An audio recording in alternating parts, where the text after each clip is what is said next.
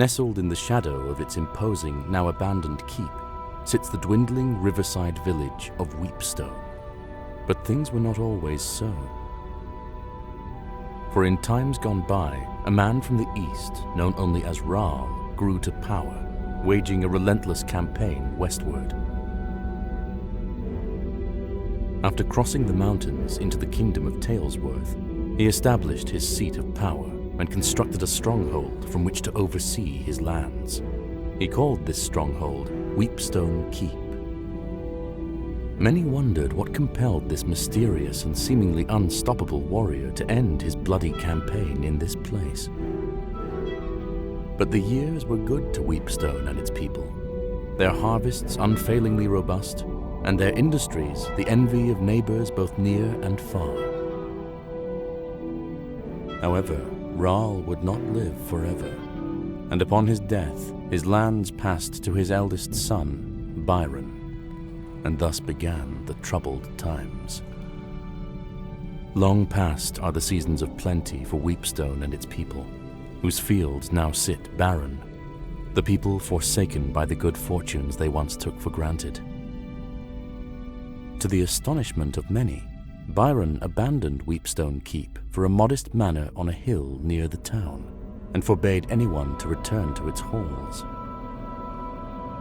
Now the town barely survives, mostly as an unwelcome stop along a trade route used by merchants too impatient to travel the hospitable roads of the south. Only the trapped or the desperate continue to call this bleak place their home. Our story begins here, on a night of ill omen, as the people of Weepstone have been called to the tavern for reasons unknown.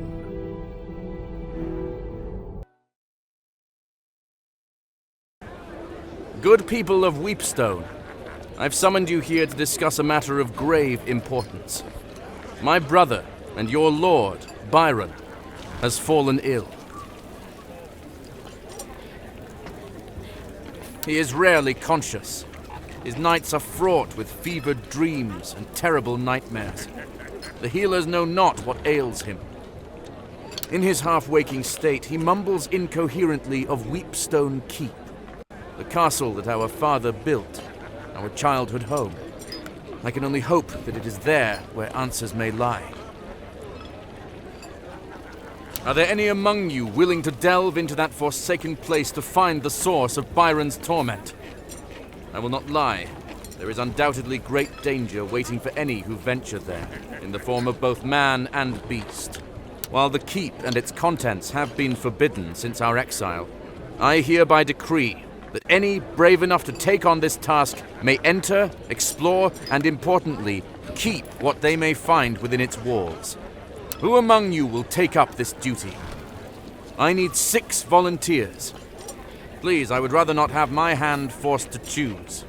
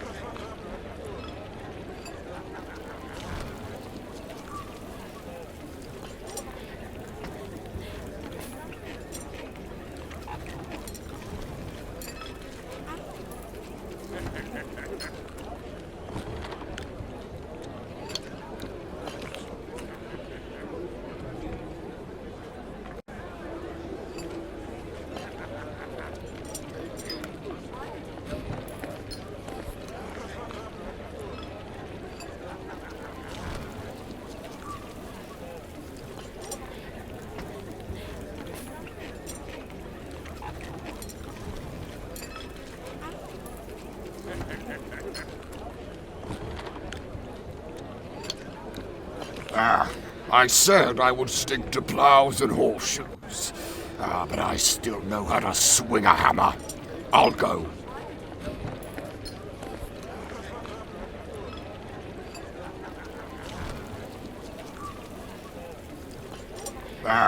I said I would stick to plows and... I'm always one to lend a hand, but I'll have to see what Della thinks about it. We know the keep better than most, Egbert. It's only right we try to help.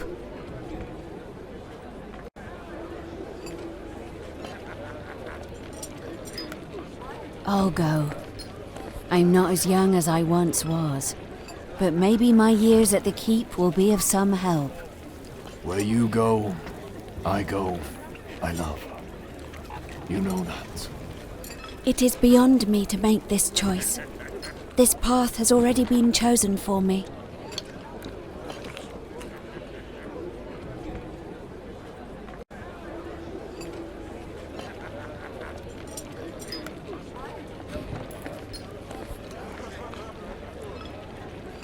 Okay.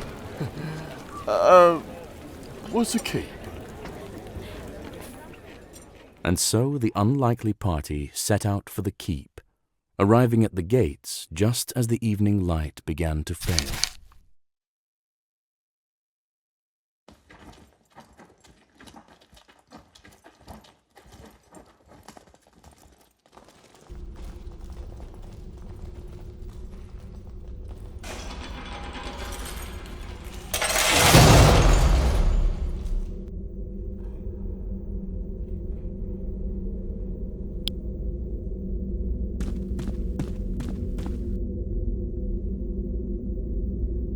One can only assume the formidable visage on this statue is Rahl himself. There seems to be something missing from this statue's hand, as though it's meant to grip an object.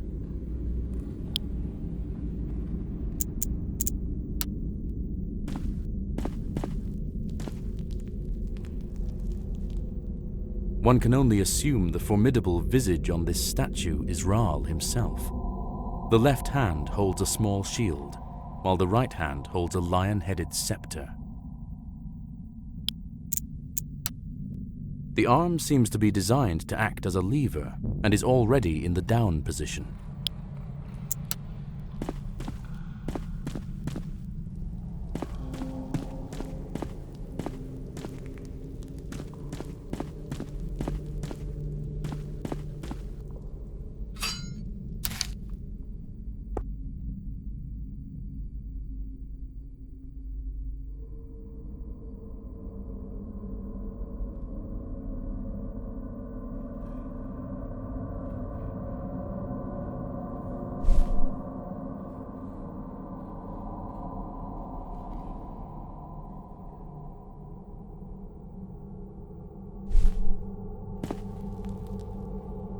One can only assume. The scepter snaps into place with a satisfying click.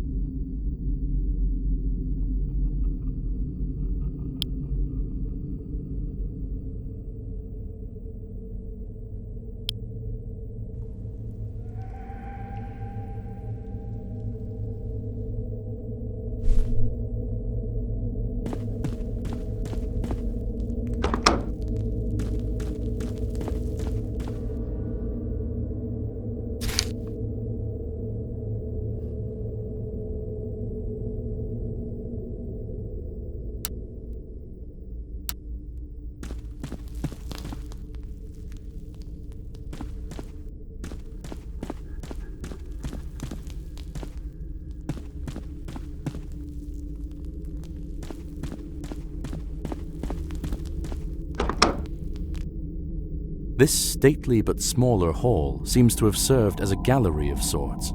Crumbled detritus of carved busts and toppled plinths lie in shambles across the floor. The only remnants that hint at the original grandeur of this place are the large tapestries that still hang on the opposing walls, dominating the space.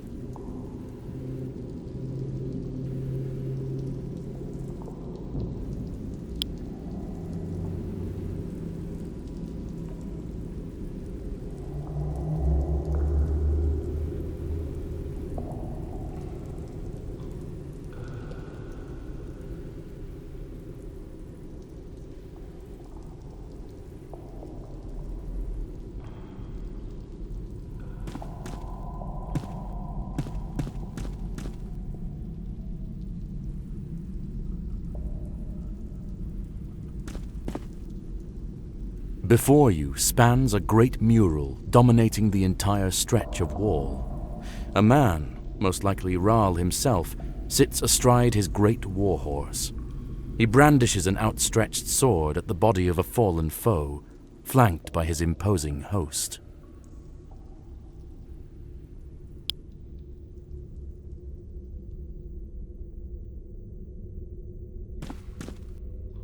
Depicted in the mural that spans the length of this side of the hall is the silhouette of a man standing in front of what looks like a calm pool of water. Though at first it appears to be merely a pool in a cavern, the exacting geometric carvings that decorate the hewn stone walls are of unsettling design.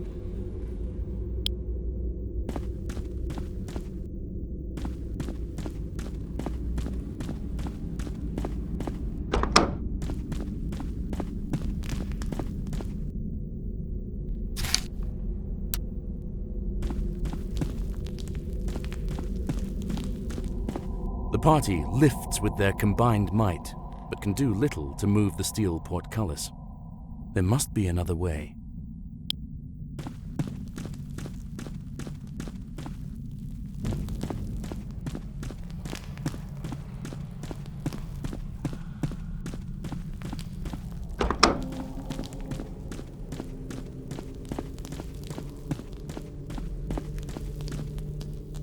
This door is wedged shut by the damp and refuses to open despite your best efforts.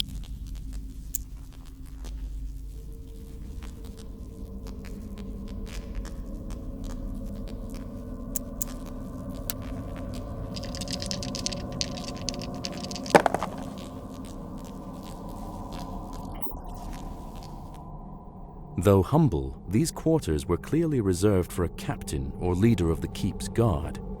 The contents of this room appear mostly untouched over the years, as various papers and a book sit undisturbed upon a wooden desk.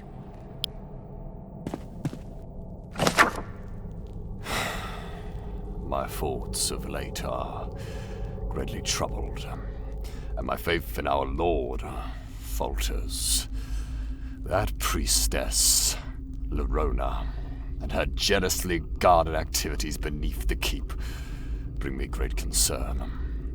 If the captain of his lord's guard is not permitted to venture below to the Undercroft, one can only imagine why.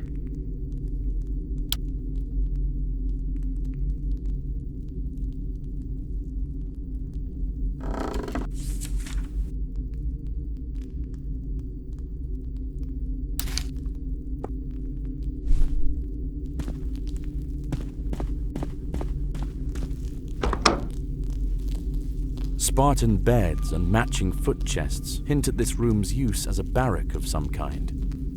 The ravages of looters and time have been unkind, leaving it in shambles.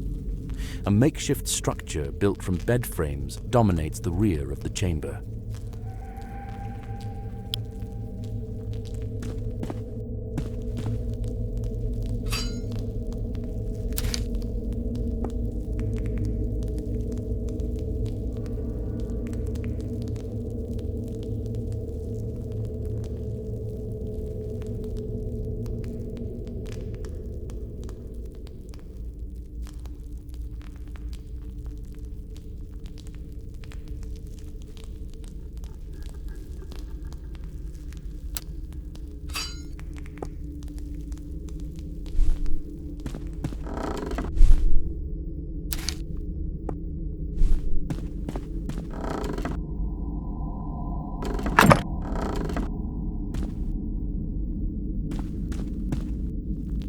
The sound of small boots disturbs the quiet of the room as small figures burst forth from the haphazard barricade. They brandish crude weapons and seem particularly intent on defending their hideout.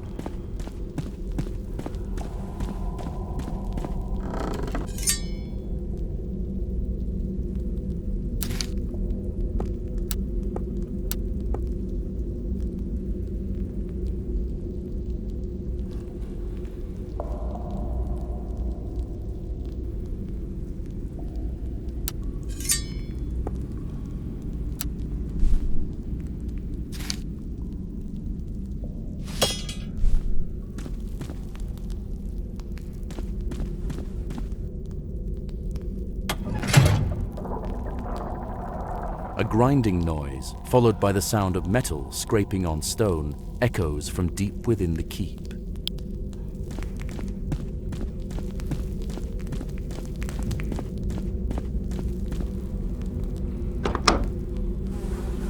A foul odor pervades this place, a smell so heinous it is beyond description. A sitting board runs the length of the far wall, with 3 openings. Despite the buzzing flies, you hear the faintest sound of rushing water that seems to be coming from the farthest hole.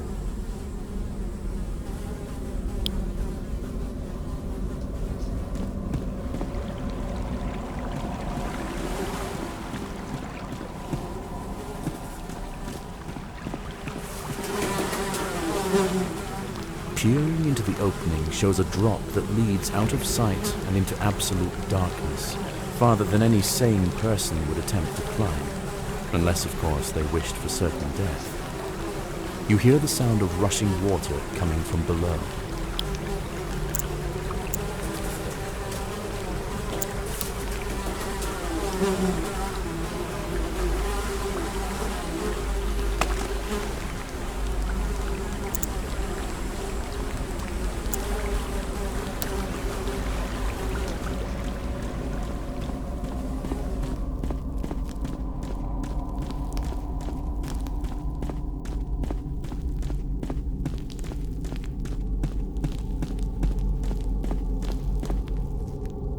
This door is not locked, but it refuses all attempts to open it. No discernible sounds come from beyond the door. You attack the door, but fail to cause any significant damage.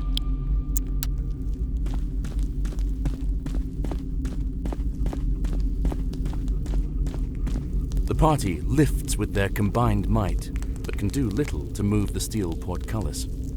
There must be another way.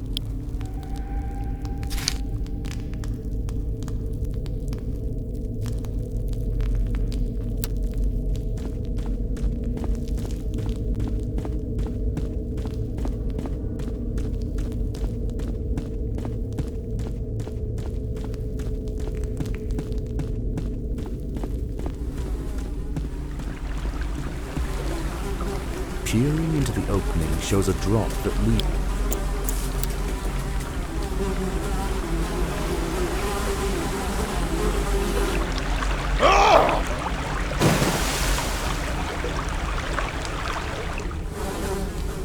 The party calls down in desperation, but they receive no reply.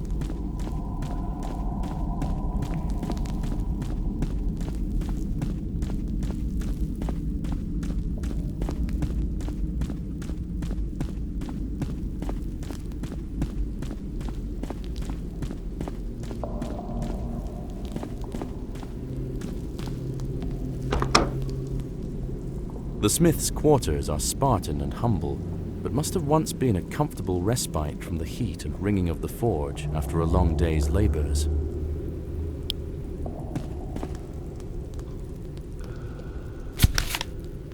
Oh, I'm a daft, blasted idiot.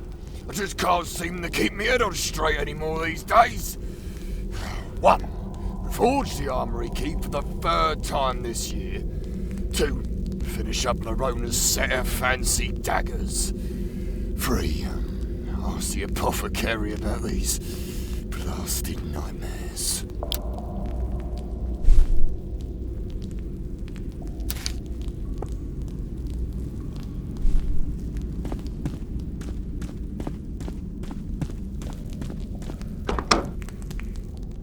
The large forge at the center of this room seems long dormant, but the smell of coke and coal still permeates every inch. Crates, barrels, and scattered ashes are scant reminders that this was once the beating heart of the keep.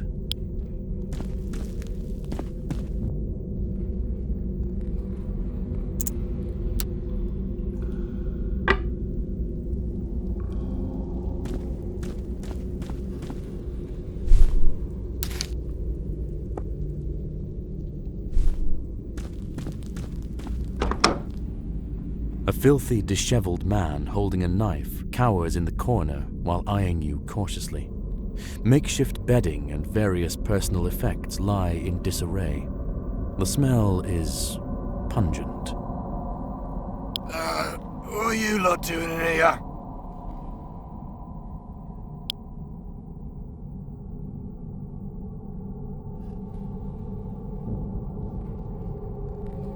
Well, it's been raining of late. Old Krieg needed to get me head dry.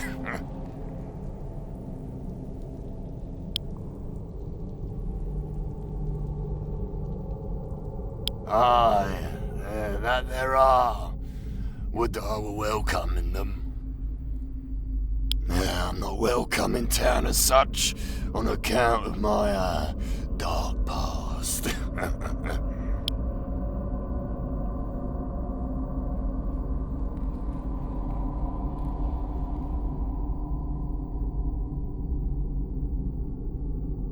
No, would that I were. Old Raw never had to sleep on musty straw and lap up rainwater to slack his thirst.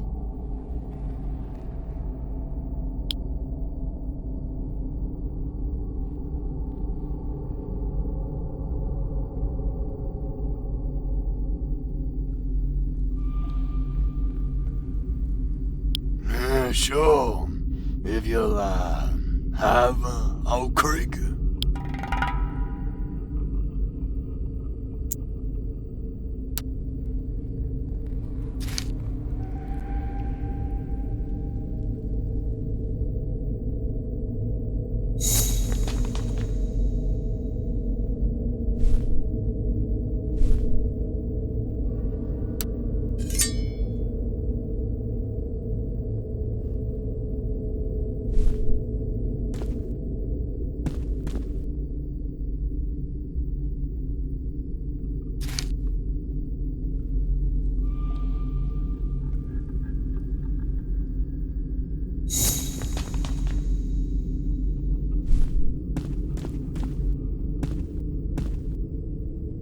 You lean in, lighting the forge with your torch. It is indeed lit, but only just.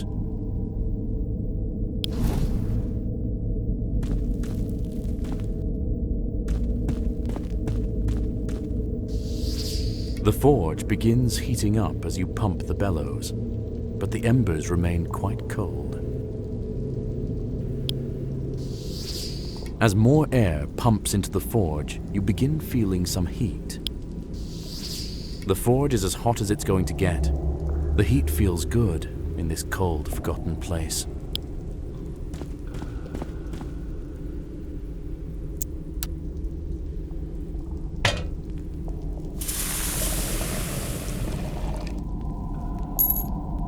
As the ingot begins to melt, the steel slowly oozes into the mold.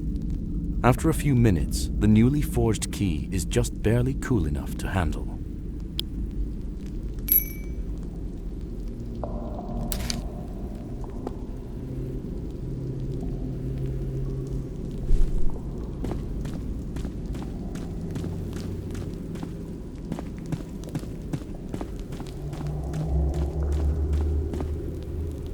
This door is locked and won't budge.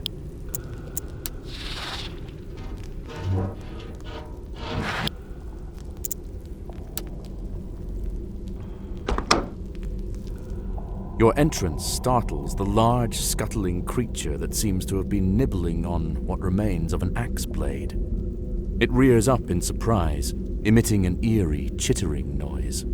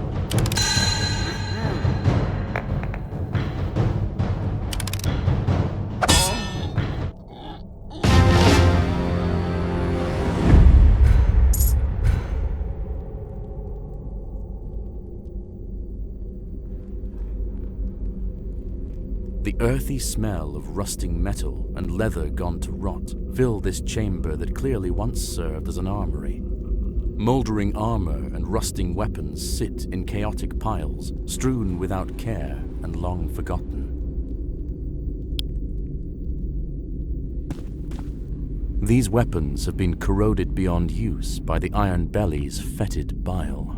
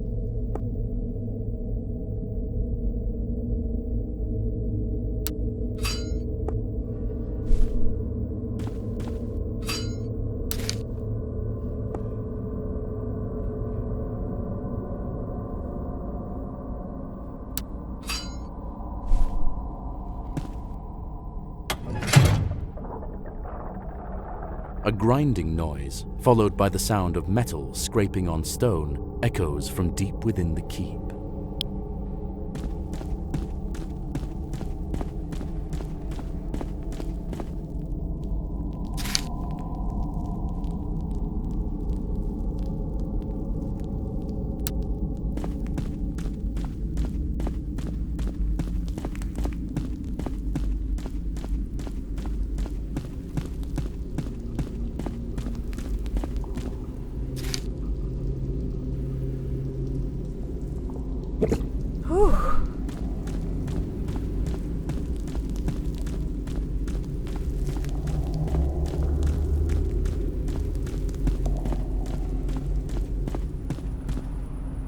A large, barren courtyard opens before you, complete with mature trees and cobblestone walkways.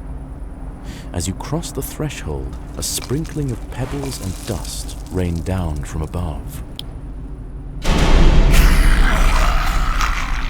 From atop the towering walls surrounding the courtyard, a group of screeching kobolds vault the parapets and descend upon you.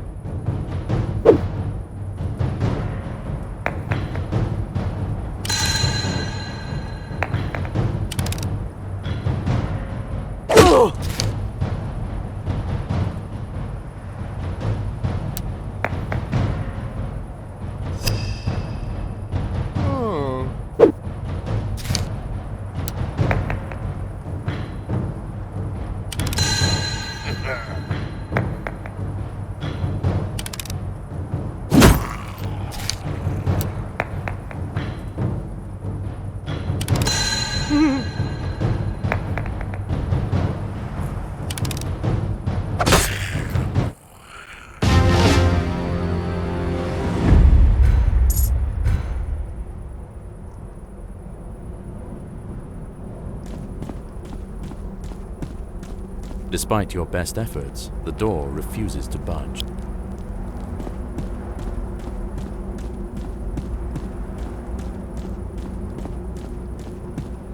Despite your best efforts, the door...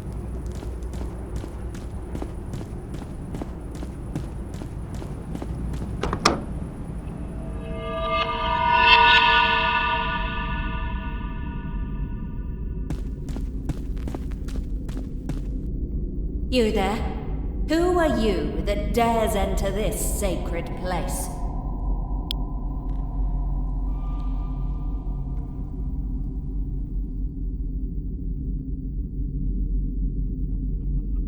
Truly, I'm surprised the ignorant fool still lives. I would see you clearer. Come closer. Now. It would be rude to not introduce myself to guests. I am Laronia, the ever-faithful. You say you've come on behalf of Byron. How does he fare? Still a craven, I presume?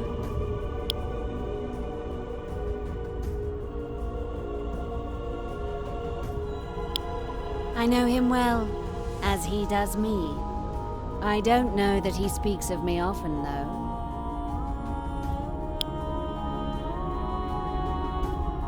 I am untroubled by what fools do not know, but they make such bad company.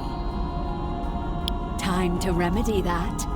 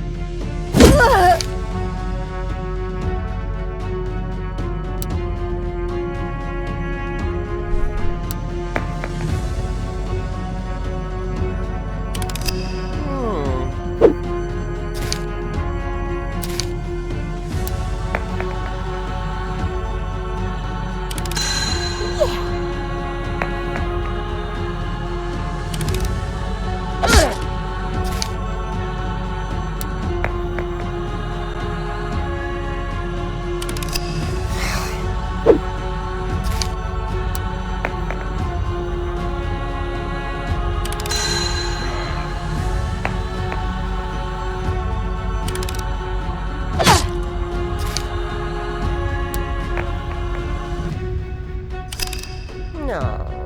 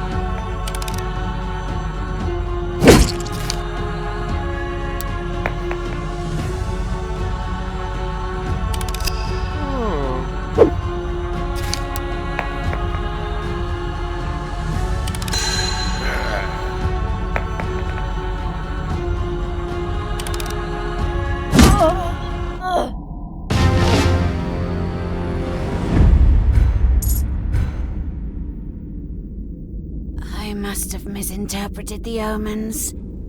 Today, he calls for me. It matters not. I am only a servant in his grand designs. It has already begun. And with that, the spark of life fades from the mad priestess, leaving behind naught but a dead-eyed rictus.